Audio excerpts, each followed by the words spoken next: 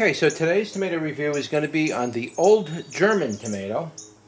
And this is an old-time variety of tomato that's been grown in Europe and as well as the United States. It's been grown quite extensively, and the shapes kind of vary on this tomato quite a bit. They can go from like a shape like this, your basic like slicer type shape, to a more of a beefsteak shape in tomato. And these can get a lot bigger.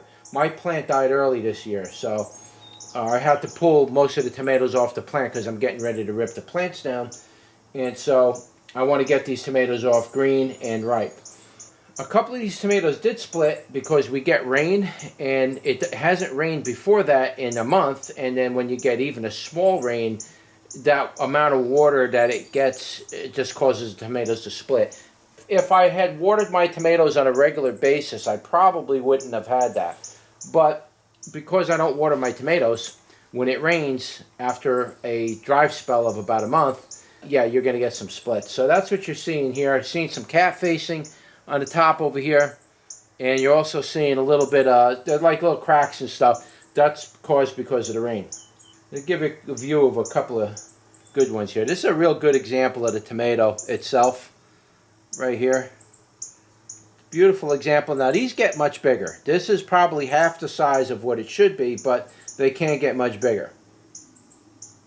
This one's a small one, so that one's fine. We're going to turn this one into a sauce. Beautiful tomato. Okay, here's another one. A little bit of green blushing on it. If you leave them around long enough, they will turn full yellow. But you can actually eat them when they're slightly green like that, with this particular variety, because it has some of that green tomato genetics. Okay, that's that one. I'll show you one more. Another gorgeous tomato. Nice little blushing on it with a little bit of slight yellow-green. The other side's nice and blush. That's where the sun is hitting it.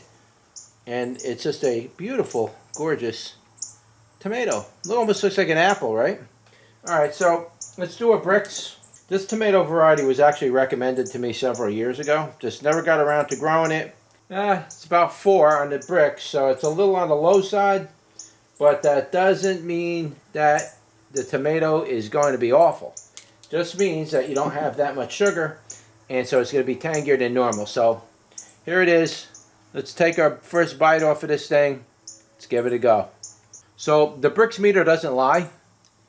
This is a little low on the sweetness, but the tangy part of it's not necessarily like a tang, so to speak. It's not. It's more like a lemony type of tangy effect, the citrusy type tangy. It's almost in the sour range, but it tastes pretty good. Now that could be because this tomato may not be fully ripened. You can still see it's a little green on the inside. Let me get another bite of this, so we'll open up a more ripe one.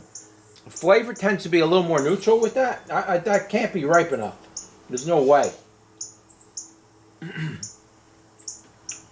There's no way that is ripe enough. But I have to get these tomatoes off the plant because I need to begin the tomato reviews, and I need to start cleaning out the tomatoes out of the back.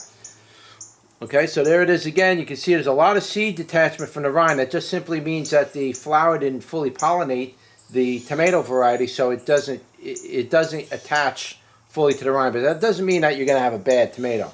So let's give this one a taste and see what it tastes like. Wow, that was much better. That was 100 times better. This tomato I'm eating here, this thing's not even ripe.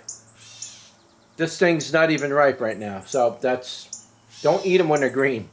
You're not going to like them too much. This thing, on the other hand,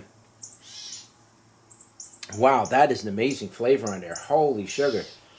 The sweetness on this thing right now, I'm going to say, is about 25% on this particular tomato.